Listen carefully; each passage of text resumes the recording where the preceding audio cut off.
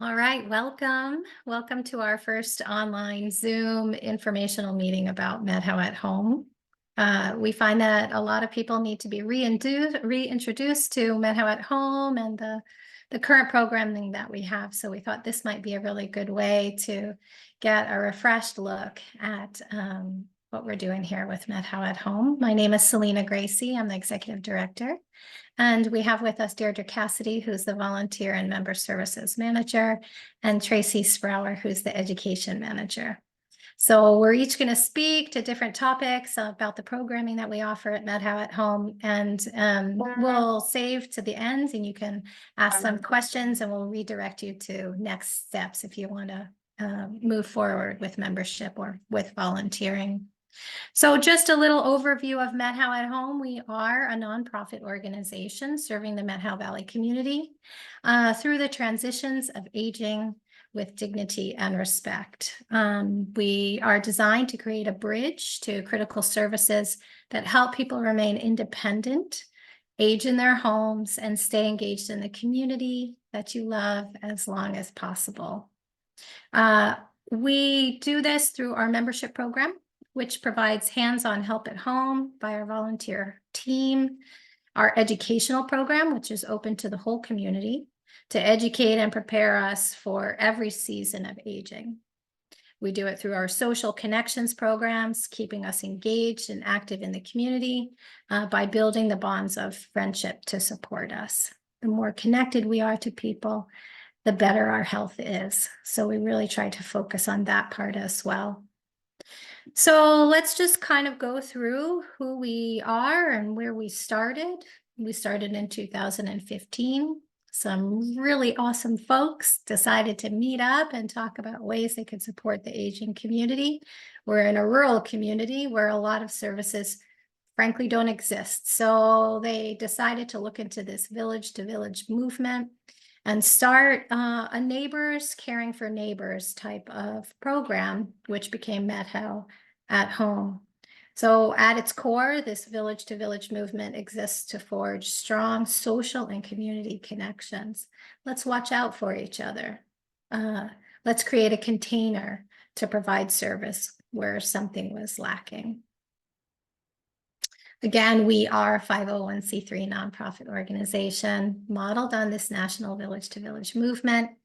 And we are trying to create essential practices through our member services, social connection, preparedness and planning, education and empowerment to help you through the transitions of aging, wherever you're at in the season of aging.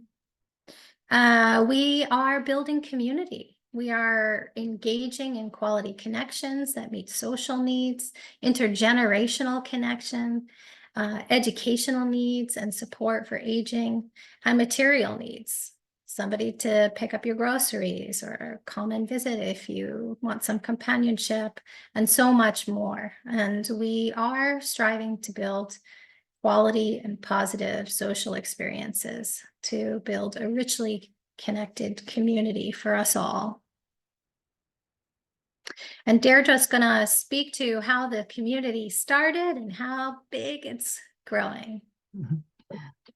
Yeah, as Selena said, we started in 2015. There was actually a group of elders in the community and some new people to the community that got together in 2012, and there was talk about possibly home sharing to help elders out.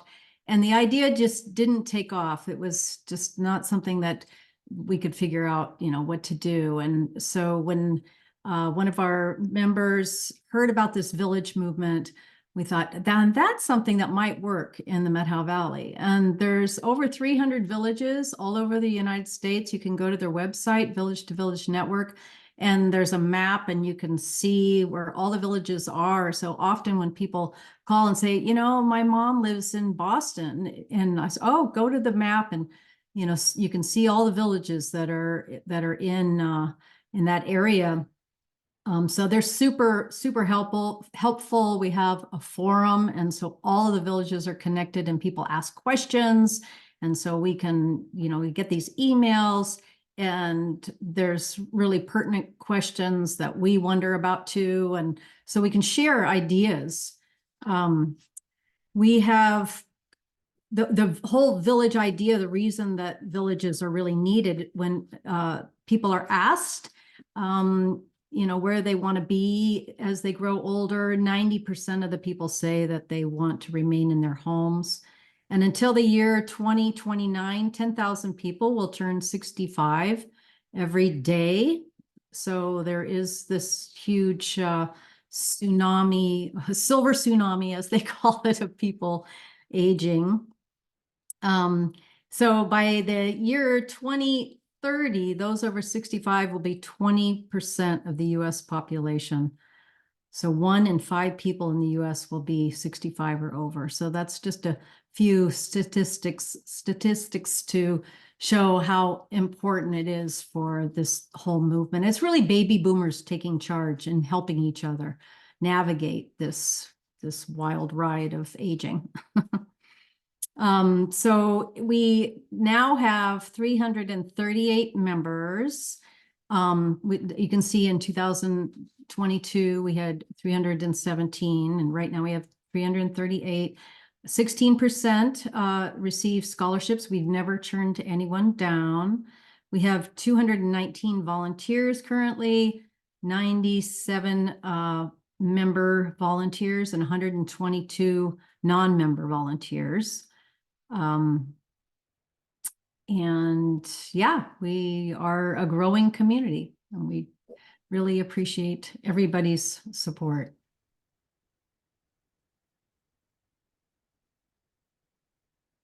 So our Methow at Home partnerships are really important for how we move our work forward. We are not operating in a silo. We're connected to the local clinics, so Okanagan Palliative Care, Room 1, and other agencies here.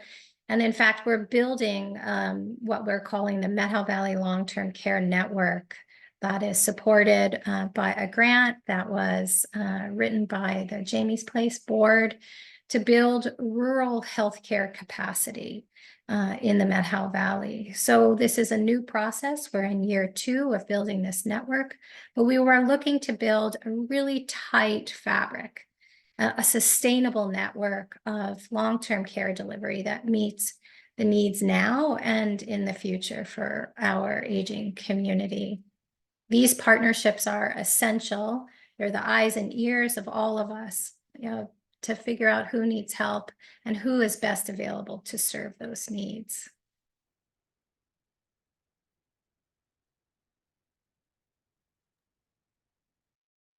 So our membership, everybody is a part of this community that we have, and we have members and we have volunteers. And the only difference between a member and a volunteer is that a member pays a fee and they get services, and the volunteers offer a variety of services, and we'll go over those as we go through the slides. We just appreciate them so much. We can't even say how much we appreciate it. It's amazing what people are willing to do.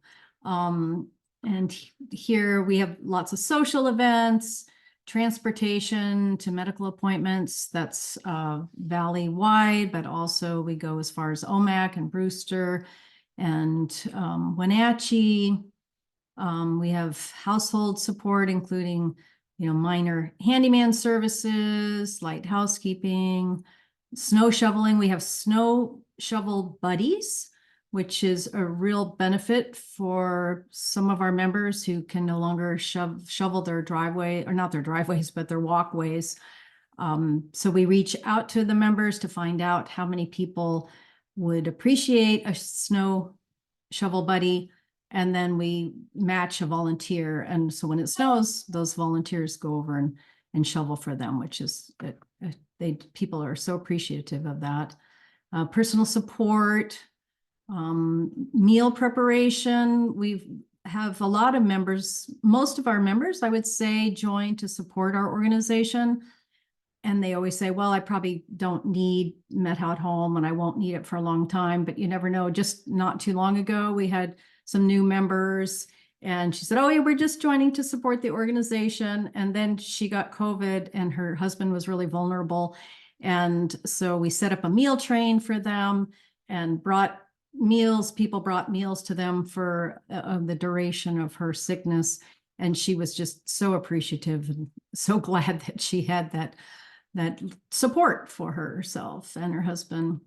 We have people that can help with technical support for phones and electronical stuff. And we have lots of educational opportunities for people. And as you can see, it's $240 for a single person and $360 for a household. And we have never turned anybody down. We don't ask for their financial statements or anything like that, just a letter of support. So it's okay. All right. Our volunteers, they make such a big difference in people's lives, bringing meals and cleaning and cooking, driving. I'd say driving is a huge one. We had how many? We had in 2023, we had 760 service requests put out by our members. A lot of those were transportation, 74 were transportation, 301 personal support. Our guardian angels, there were 161 service requests for that. So they are kept active and we really appreciate them. We're going to talk a little bit more about the guardian angel program, but we just appreciate everything they do. The Lookout Coalition is a group of retired doctors and nurses who provide medical and social services and aging support. They are heaven sent to us. They take care of a lot of our very vulnerable people that are beyond what the Methow at Home volunteers can help with. They build the pathways, well-being. They do home visits. I had one member who joined, and after the Lookout Coalition came to his house and visited, I talked to him and he said, I've never had a doctor spend the amount of time that this person spent with me. And he was so appreciative. You know, he's in his 80s and it's the first time he felt like he had a doctor that actually sat down and listened to him for a very long time. So he really appreciated that.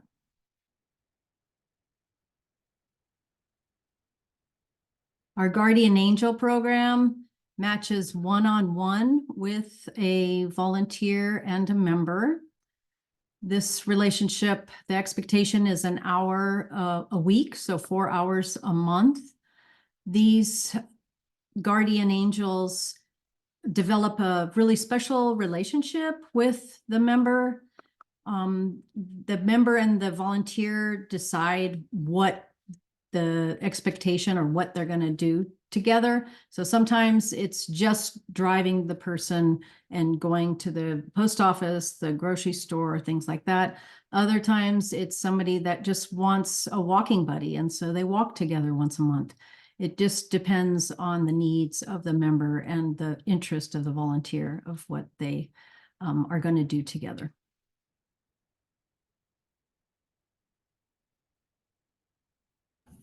So I'm going to jump in here. A big part of what we're trying to do is really set people up for success, because it's a lot easier to help people at the front end rather than in a crisis. It can easily go outside of our scope. So one of our big things is trying to prevent falls, because falls oftentimes will start a feedback loop that really can wind people up in losing their independence. And so we do fall prevention through a few different things.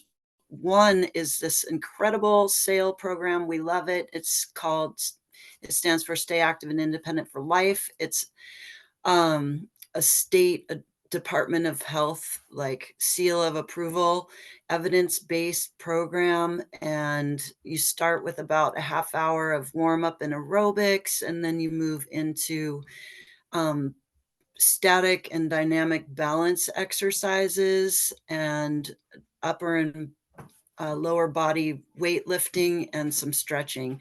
And the great thing is about the sail classes is it creates a little sense of community. Each one of those classes becomes like a little family in and of itself because it's ongoing. Right now we have a class in Twisp, we have a class in Winthrop. We're going to open up another class in Twisp in the next month that we're excited about, and we're hoping to expand down into Methow. We have right now we're working on getting 12 instructors certified. You have to be certified, and every 6 months we do little assessments, and so we're tracking people's uh, strength and balance and watching it increase. So it's really awesome.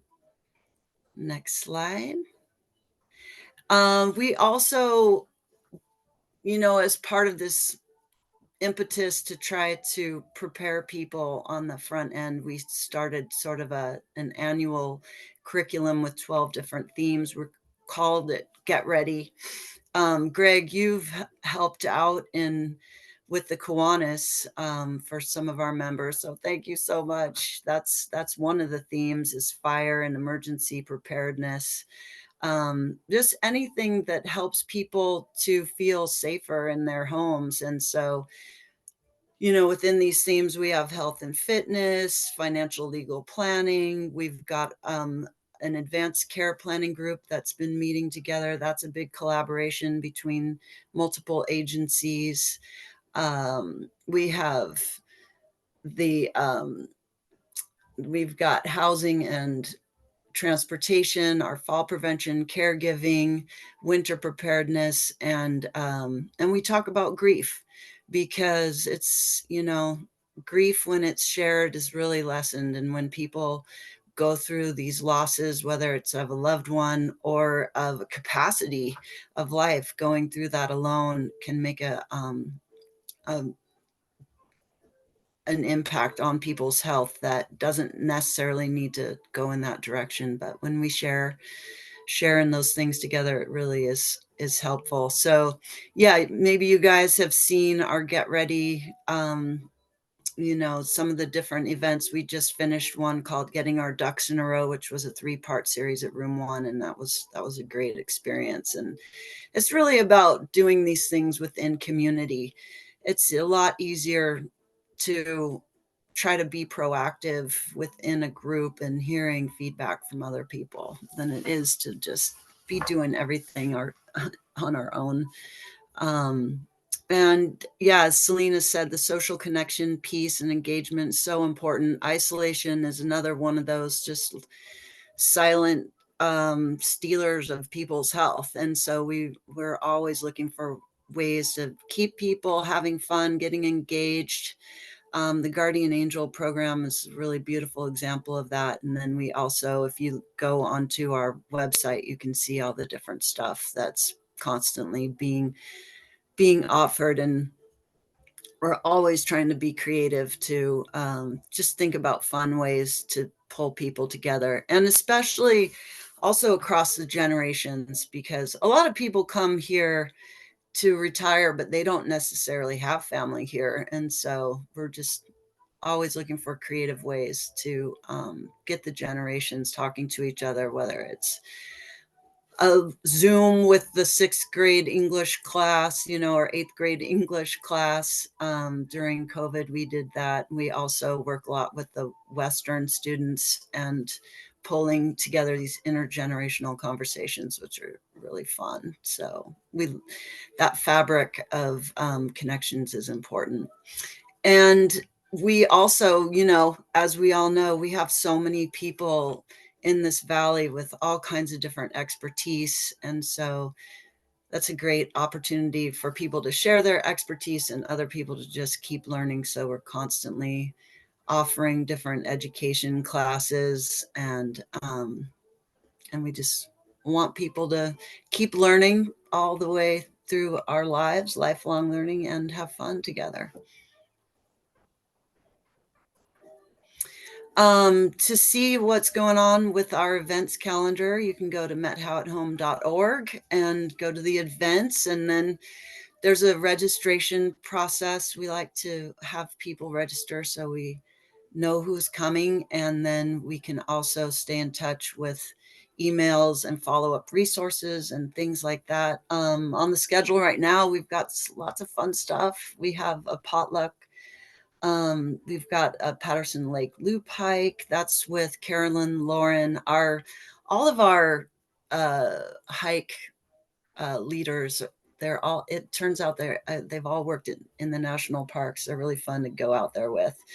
We've got a senior tech cafe that's open to everybody. Spread the word. That's going to be at the library in Winthrop on Tuesday. If you have any troubles with, your phone or your laptop, you can bring it on in. And there's this incredible guy, Conrad Billman, is from North Central Washington Tech, and their mission is to just keep everybody up to speed in the area of technology, because it's so easy to get left behind in that realm, and that can make a huge difference for people, whether or not they can stay connected with their medical team through their online chart and whatnot. That's all we're here to help people stay connected in that way too. We also have a book group coming up with Marian Exhall, and then a couple of our members are going to be doing an event about solo travel and how to do that fun and safely. So all kinds of different stuff that you can find on the website.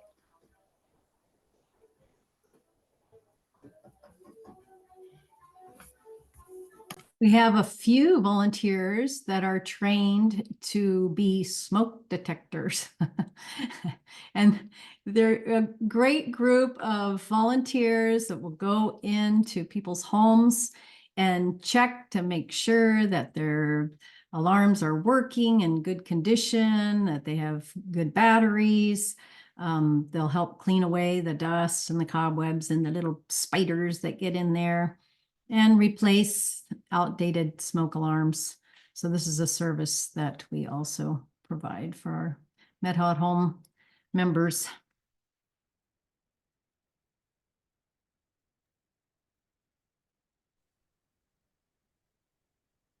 I'd like to just introduce our staff. I know you've met myself and Tracy and Deirdre. Who's not on the call with us is Kathy Merwin, our program assistant.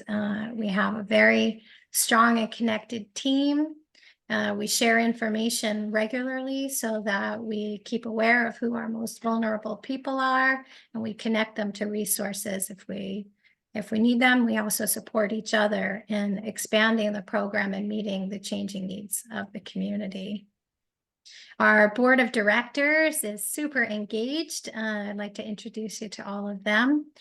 We are always looking for new energy. So if folks are interested in serving the community through our board of directors, we always welcome folks to reach out and help us to expand our knowledge base and our skill base so that we can make Methow at Home stronger and broader as the community needs us.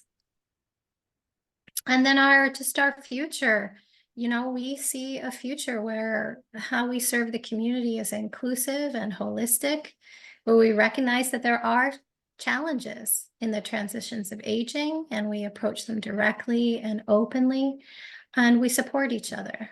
I have noticed over the years that the Methow Valley is a can-do place.